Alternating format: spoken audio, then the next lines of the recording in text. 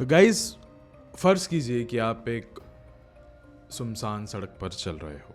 जो street light है उससे जो रोशनी आ रही है वही एक ज़रिया है वहाँ पे पूरी रोशनी का। आप बस उसको पार करके जा ही रहे हो। अभी आपके सामने सिर्फ अंधेरा है। आप पीछे मुड़ के देखते हो, थोड़ी सी वो एक रोशनी की भूख के लिए आप बस पीछे मुड़ के देखते हो। आप पीछे मुड़ के देखते हो तो उस स्ट्रीट लाइट के पीछे से एक आदमी आपको झांक कर देख रहा है। वो आदमी है या औरत, इंसान है कि शैतान, आप वो पता नहीं लगा पा रहे हो, लेकिन आपको इतना पता है कि वो जो भी है वो जिंदा नहीं है। अब इस समय आप क्या करोगे? एक सुनसान सड़क है, रोशनी का कोई भी जरिया नहीं है। जहाँ रोशनी है वहाँ वो शैतान है, जहाँ अंधेरा है वहाँ वो खौफ है। आप कहाँ जाओगे? ये बातें मैं आपको आज इसलिए बता रहा हूँ क्योंकि एक एग्जैक्टली सेम सिचुएशन में कुछ कैदी होते हैं यूके के एक प्रिजन में। इस प्रिजन का नाम है शेप्टन मैलेट प्रिजन, जो कि यूके में सिचुएटेड है। बताया जाता है कि ये इस पूरी दुनिया का सबसे ज़्यादा मोस्ट हॉन्टेड प्रिजन में से एक है। बताया जाता है कि जब कैदी को पता चलता है कि वो उस प्रिजन में जाने वाला है, वो उसके सोच से भी घबरा उठता है। उसके सोच से भी उसको दिल का दौरा आने के चांसेस होते हैं। सोचिए, एक ऐसे प्रिजन में क्या क्या होता होगा। थॉमस नाम का एक कैदी था। उसकी कहानी मुझे जस्ट अभी रिसेंटली कुछ पता चली है। It's not only a story, it's a horror story. And guys, ये कहानी सुन के मैं तो डर चुका था, अभी भी डरा हुआ हूँ। लेकिन अब बारी आपकी है। अभी वीडियो शुरू करने से पहले ऐसे ही और horror, mysterious and historical videos देखने के लिए सब्सक्राइब कर दीजिए इस चैनल को। अब ये कहानी शुरू होती है। 1625 में इस जेल को बनाया गया था। 1625 में इस जेल को एक नज़रिए के साथ बनाया गया था कि ये जो जेल होगा ये लोगों की पूरी ज़िंदगी बदल के रख देगा। जो छोटे मोटे मुजरिम होते हैं यहाँ पे वो लोग आए, जो नाबालिग हैं अगर वो मुजरिम हैं वो यहाँ पे आए अपनी ज़िंदगी बदलने के लिए, कुछ सीखने के लिए। उस लिए बनाया गया था इस जेल को। लेकिन जैसे जैसे वक्त बीतता गया वैसे वैसे यहाँ के जो हादसे हैं वो भी बदलते गए। हर एक चीज़ बदलते गए, हादसे बढ़ते गए, आत्महत्या बढ़ती गई, खून खराबा बढ़ता गया। अब आपको भी पता है, जहाँ पे खून लथपथ हर जगह पे बिखरा हो, जहाँ पे आत्महत्या हुई हो, वहाँ पे क्या होता है? आत्माओं का बसेरा। सेम चीज़ यहाँ पे भी थी। एक ऑफिसर हुआ करता था थॉमस नाम का। उस पर यह इल्ज़ाम था कि उसने उसके डिपार्टमेंट की जो इम्पॉर्टेंट चीज़ें होती हैं उसको उसने लीक किया था। उस आरोप में उसको इस जेल में भेज दिया गया। जेल इतना कोई ऐसा खूंखार तो था नहीं ये वाला, जो कि गवर्नमेंट के नज़रिए में था, लेकिन वहाँ के लोग बहुत अच्छे से जानते थे कि ये जेल थोड़ा सा अलग है, सबसे अलग है। जब ये फाइनली अंदर गया, कपड़े वपड़े उसने बदल दिए। उस टाइम पे ना सब चीज़ नॉर्मल थी। लेकिन जब वो जेलर उस शीट में देख रहा था कि इसको कौन सा वाला जेल असाइन किया गया है, कौन सा वाला सेल इसको असाइन किया गया है, तब वो मान नहीं रहा था। ताजुब की बात लग रही थी उसको। फिर थॉमस भी देख सकता था उस जेलर के चेहरे पे कि थोड़ा बहुत तो शिकन है उसके माथे पर। तो उससे मुझे हुआ क्या? फिर वो जो जेलर था, बट ऑब्वियस वो अपने जो वो काम कर रहा है वो इसमें एकदम रूड ही रहेगा। किसी भी कैदी के बातों को वो मंजूर नहीं करेगा, एक्सेप्ट नहीं करेगा, सवाल का जवाब नहीं देगा। रूडली उसने इग्नोर कर दिया। थॉमस को ज़्यादा सवाल करना ठीक नहीं लगा। उसको लगा कि अभी अभी तो मैं यहाँ पे आया हूँ, मैं अभी इतनी सवाल नहीं करना चाहता, मैं कुछ डांट नहीं सुनना चाहता। आते ये नहीं बताना कि मैं एकदम ख़राब कैदी हूँ, वरना मुझे जल्दी बेल नहीं देंगे ये लोग। फिर जेलर ने कहा कि आपको अपॉइंट किया गया है जेल नंबर C, वहाँ पे जाना है अभी हमें। थॉमस ने कहा ठीक है, होगा कोई जेल नंबर। वो लोग चलते चलते जा रहे थे। एक अलग ही अबैंडन सी जगह से उनको निकलना पड़ रहा था। एकदम खाल कोठरी जैसा लग रहा था कोई। तो उसमें से निकलते निकलते वो लोग जा रहे थे। बहुत स्मेल आ रही थी वहाँ पे। उसको लग रहा था ऐसी कैसी जगह पे जा रहा हूँ, ऐसी कैसी प्राइवेट जगह पे मैं जा रहा हूँ, जहाँ से जाने के लिए भी जो जगह है वो इतनी ज़्यादा खौफनाक है। वो चलता गया। सामने उसका एक बड़ा सा दरवाज़ा था, उस पर लिखा हुआ था जेल नंबर C। अब जब वो दरवाजे को खोलने की कोशिश कर रहा था जेलर, तो वो खोल नहीं रहा था। दरवाजे के अंदर से चीखें सुनाई दे रही थी। वो जो स्टील की आती है ना, रस्ट की, जब एक दरवाज़ा खुलता है तो वो रस्टिंग की जो वॉइस होती है ना, वो आ रही थी। जैसे ही वो दरवाज़ा खोला, इतनी ज़ोर की आवाज़ आई उस दरवाजे में से, उस रस्ट की। ऐसी चीख निकली कि उसी समय पे थॉमस को इतना तो पता चल गया था कि कुछ तो गलत होने वाला है। ये अंदर जो भी जगह है ये सालों से बंद पड़ी है। इस दरवाजे को जब कोई ज़्यादा खोलता ही नहीं है, यहाँ पे मेंटेनेंस ही नहीं है, बाकी सारे जेल अच्छे दिखते हैं, यही इतना ख़राब क्यों दिखता है? अंदर ऐसा है क्या? ठीक है, कोई बात नहीं। जेलर ने उसको अंदर लेके गया और अपने सेल में जाके लॉक कर दिया। जाते जाते वो देख रहा था कि यहाँ पे तो है भी नहीं, कोई नहीं है यहाँ पे इस सेल में। शायद से उसको कोई दिख नहीं रहा था, लेकिन उसने कहा यहाँ पे तो कोई है ही नहीं, मैं ही अकेला दिख रहा हूँ। अपना पूरा सेल वो अच्छे से देख रहा था। उसी समय पे ना उसके पीछे से उसको कुछ तो खुसफुसाने की आवाज़ आई। उसको बड़ा वियर्ड सा लगा और उसने एकदम झटके से पीछे मुड़ के देखा और उसके पीछे कोई भी नहीं था। उसने कहा कि हाँ शायद होगा, अभी बहुत पुराना सेल है, कोई ना कोई कीड़े मकोड़े रहेंगे, जानवर भी हो सकते हैं यहाँ पे, लाइक अलग अलग तरीके के।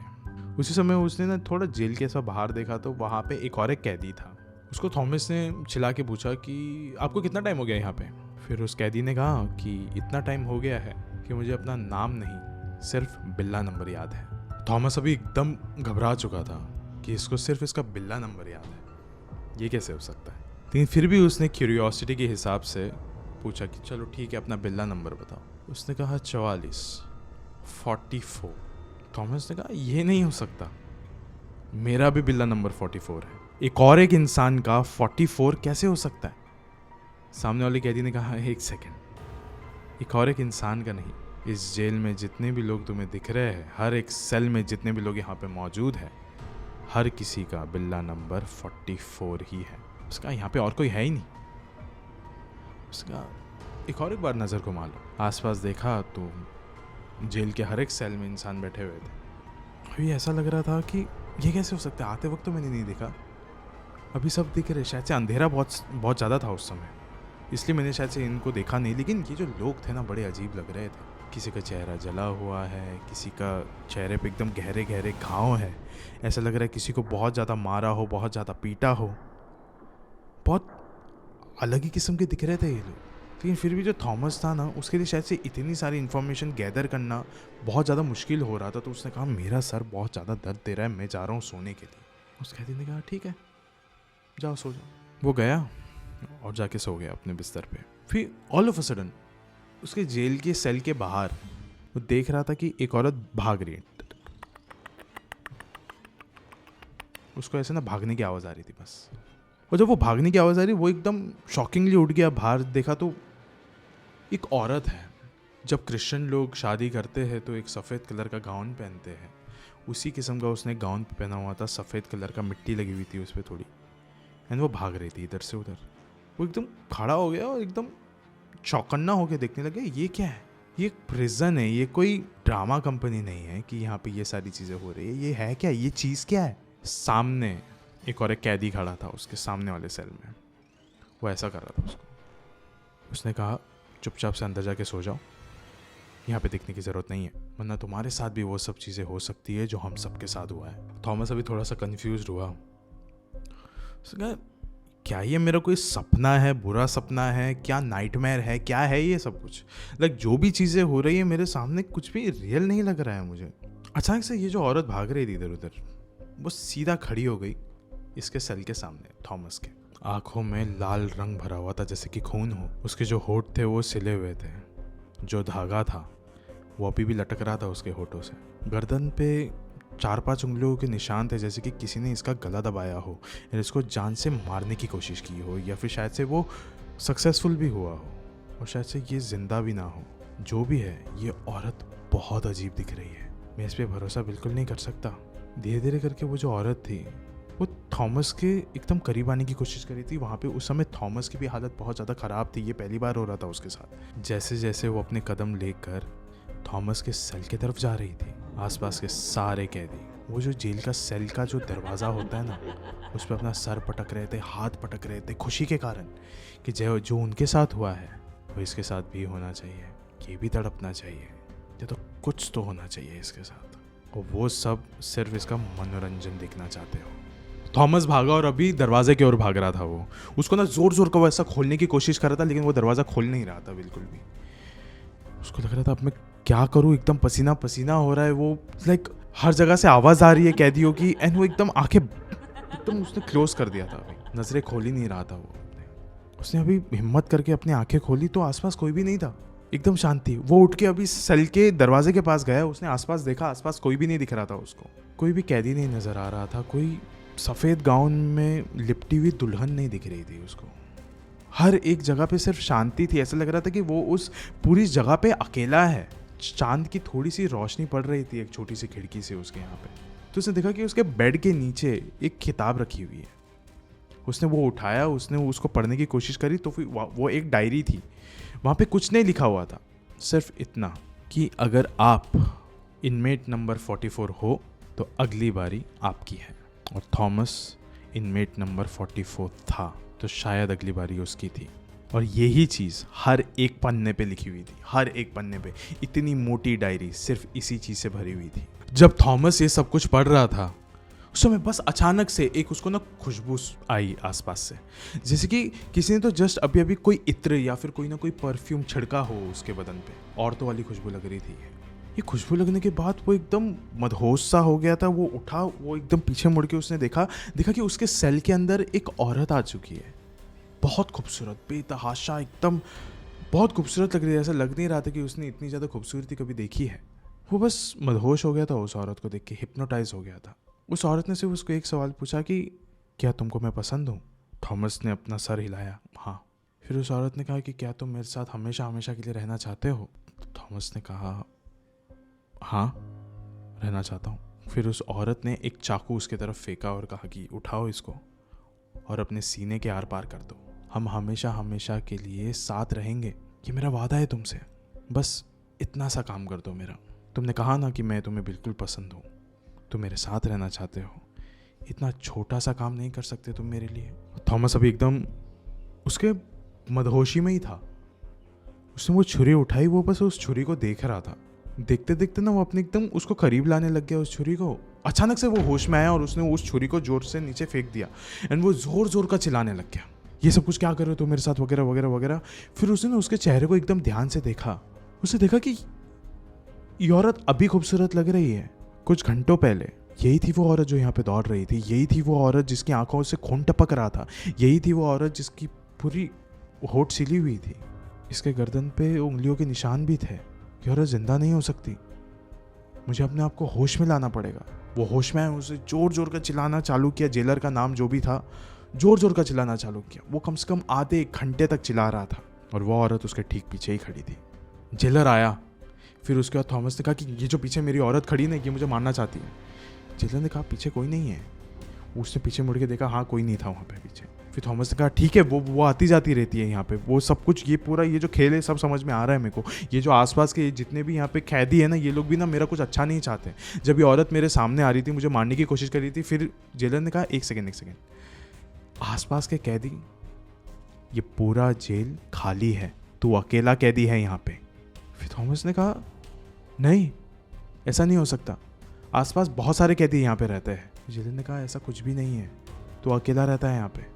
थॉमस ने कहा फिर वो लोग कौन थे जो जिनसे मैं बात कर रहा था, वो लोग कौन थे, वो औरत कौन थी जो यहाँ पे भटकती रहती, वो औरत कौन थी जो अभी मेरे सामने यहाँ पे बैठी हुई थी? जेलर ने कहा क्या हो जाता है लोगों को इस जेल में आने के बाद, क्यों ऐसी बातें करने लग जाते हैं, ऐसी बातें करने लग जाते हैं, फिर ज़्यादा देर तक रह नहीं पाते वो लोग। फिर थॉमस ने कहा अगर आपको पता है कि यहाँ पे लोग ज़्यादा देर तक रह नहीं सकते तो मुझे कल के कल नहीं, अभी के अभी आप मुझे यहाँ से किसी दूसरे जेल में रख दो, मैं यहाँ पे अपनी रात नहीं बिता सकता। फिर जेलर ने कहा चलो ठीक है, सुबह में मैं देखता हूँ, सबसे पहले ये कोर्ट तक पहुँचाऊँगा कि आपको ये वाले जेल से शिफ्ट करके दूसरे वाले जेल में ABC कहीं पे भी रख दे, मतलब C में ना रखे लेकिन AB के अराउंड रख दे जहाँ पे दूसरे कैदी है। फिर थॉमस ने कहा ठीक है, मैं वेट करता हूँ, लेकिन अगर मैं बुलाऊँ तो आ जाना प्लीज़। अभी अगला दिन हो चुका था। वो जो जेलर था वहाँ पे वो अपने सीनियर के पास गया, उसने कहा कि ये जो जेल नंबर C है यहाँ पे जो थॉमस को हम लोग ने कल ही रखा था, वो कह रहा था कि एक औरत आई उसके पास और वो कह रही थी कि अपने छाती में यहाँ पे एक चाकू को घुसा दो और मेरे साथ आ जाओ अपनी ज़िंदगी में। ये सारी चीज़ें हो रही थी उसके साथ। तो आपको नहीं लगता है कि हमको उसको वहाँ से निकाल के कहीं और पे रख देना चाहिए? वो कह रहा था वहाँ पे बाकी कैदी भी है, जो बाकी लोग यहाँ पे आके कहते हैं सेम चीज़ ये भी कह रहा था, लेकिन इस समय शायद से हमें थोड़ा बहुत चौकन्ना रहना चाहिए, क्योंकि यहाँ पे कोई भी आता है जेल में रहने के लिए, वो 2-3 दिन से ज़्यादा यहाँ पे रह नहीं पाता। एक काम करते हैं, हम उसको जेल नंबर ए या फिर बी में शिफ्ट कर देते हैं। देखता हूँ मैं कहाँ पे कौन सा ज़्यादा खाली रहेगा सेल, वहाँ पे मैं इसको रखने की कोशिश करता हूँ। फिर जो सीनियर जेलर था उसने भी इस बात को मान लिया, क्योंकि वो भी एक्सपीरियंस था कि हर कोई यहाँ पे आता है और आके 3-4 दिन में मर जाता है या तो मेंटल हॉस्पिटल में चला जाता है, पागल हो जाता है। फिर उसने जेल नंबर सी का दरवाज़ा खोला एंड वो अंदर गया। जैसे वो थॉमस के सेल के पास पहुंचा, उसने जैसे दरवाज़ा खोला उसने देखा कि अंदर थॉमस की लाश पड़ी हुई थी। चाकू एग्जैक्टली यहीं पे था, उसके छाती के ऊपर। और उस जेलर को ये शॉकिंग नहीं लग रहा था, क्योंकि हर किसी के साथ यही होता है। सेम जगह पे मार्क होता है, सेम जगह पे वार किया जाता है, सेम जगह पे उसकी हत्या हो जाती है। अगर हर कोई उस जेल में आके सिर्फ मरता है तो उस जेल को रखा ही क्यों गया? ये चीज़ वो जेलर सोच रहा था। थॉमस भी कोई दूसरे कैदियों में से अलग नहीं था। हर किसी की कहानी इतनी ही ज़्यादा स्पेशल हो गई। थॉमस सिर्फ एक नाम है। वो बस एक रात को आया, जेल नंबर सी में अपनी रात गुजारी और एक कहानी बन के रह गया। अब बात यह आती है कि उस औरत का क्या राज है। दुल्हन के लिबास में ये जो औरत वहाँ पे रात भर भटकती है अंधेरे भरे सेल्स के बीचों बीच, वो कौन है? बताया जाता है कि कई सालों पहले, इस कहानी से पहले, एक औरतों का सेल हुआ करता था वहाँ पे एक औरत को गिरफ्तार करके लाया गया था। एंड ये औरत जस्ट उसकी शादी होने ही वाली थी। वो घूंघट के, वो अपने दुल्हन के लिबास में वहाँ पे बैठी हुई थी अपने घर में, और तभी पुलिस ने उसको गिरफ्तार करके लेके आ गया था। लेके आने के बाद उसका एग्जीक्यूशन का दिन आने वाला था, उसको मारने वाले थे। उससे पहले ही डर के मारे उसने अपने आप की वहाँ पे जान दे दी थी, आत्महत्या कर दी थी। तब से ऐसा बताया जाता है कि वो औरत वहाँ पे भटकती है। एंड स्पेशल बात यहाँ पे ये थी कि उसका भी इनमेट नंबर 44 यानी बिल्ला नंबर 44 ही था। तब से ऐसा बताया जाता है कि एक एक करके चुन चुन के वहाँ पे जितने भी कैदी होते थे सबको ये मार देती थी, बहुत बुरी तरीके से मारती थी। एंड इन्हीं कुछ रीज़न के वजह से आज भी बताया जाता है कि ये जो पूरा जेल है ये अपने ही खुद के सलाखों के पीछे बंद हो चुका है, कैद हो चुका है। यहाँ पे कोई भी आता जाता नहीं है, कोई भी यहाँ पे अभी प्रिजनर नहीं है, ABC में भी नहीं है, कहीं पे भी नहीं है। सिर्फ अब ये एक गोस्टिंग टूरिस्ट स्पॉट बन के रह गया है। यहाँ पे लोग आते हैं टिकट खरीद के और अपने आप को डराते हैं। यही बात नहीं है, ऐसा बताया जाता है कि आज भी जो भी जेल नंबर सी के आसपास घूमता है उसको भी ठंड का एहसास होता है। ऐसा लगता है कि किसी ना किसी की चलने की आवाज़ें आ रही है। और ये चीज़ मैं नहीं कह रहा हूँ, इंटरनेट के ऐसे बहुत सारे सर्टिफाइड वेबसाइट है जहाँ से हम लोगों ने रिसर्च करके ये वाली कहानी को निकाला है। आपको भी मिल सकता है अगर आप गूगल पे सर्च करोगे इसके बारे में। तो ऐसा बताया जाता है कि आज भी अगर उस जगह को एक जेल में तब्दील किया जाए, वापस से वही इतिहास, वापस से वही चीज़ दोहराई जाएंगी। इसके लिए वहाँ पे सिर्फ टूरिस्ट को भेजा जाता है, वो भी एक सिलेक्टिव टाइम जोन के हिसाब से, कि सुबह से लेकर शाम तक, रात को वहाँ पे कोई नहीं जा सकता बिकॉज ऑफ ऑब्वियस रीजंस। इस वीडियो के अंत में मैं आपसे वही कहना चाहूँगा जो कि इस वीडियो के एकदम शुरुआत में कहा था, कि अगर आपको एक जगह पे रोशनी भी दिख रही है, लेकिन हो सकता है कि उस रोशनी के पीछे भी कोई ना कोई इंसान छुपा हो आपकी हत्या करने के लिए या फिर आपको अपने काबू में रखने के लिए। और रोशनी देखकर किसी का पीछा मत कीजिए, या फिर अंधेरा देख के वहाँ से खौफ मत कीजिए। हो सकता है कि आप जिस अंधेरे में सबसे ज़्यादा सुकून की चैन से रह सकते हो, उस रोशनी में नहीं रह सकते। और वही चीज़ यहाँ पे थी, वही चीज़ यहाँ पे भी, इस कहानी में भी आपको दिख सकता है। इसके लिए कहते हैं कि जब भी जहाँ पे भी जाओ हमेशा उसका इतिहास जान जाओ। जहाँ पे भी जाओ मस्ती मजाक मत करो, क्योंकि वहाँ पे हो सकता है कि कुछ ऐसी चीज़ें रहते हो जिनको मस्ती मजाक बिल्कुल पसंद ना हो, जिनको छेड़खानी बिल्कुल पसंद ना हो। ऐसी जगहों से चौकन्ने रहिए। My name is Aman Parkar and मैं आपको मिलता हूँ मेरे नेक्स्ट वीडियो में। बहुत बहुत शुक्रिया।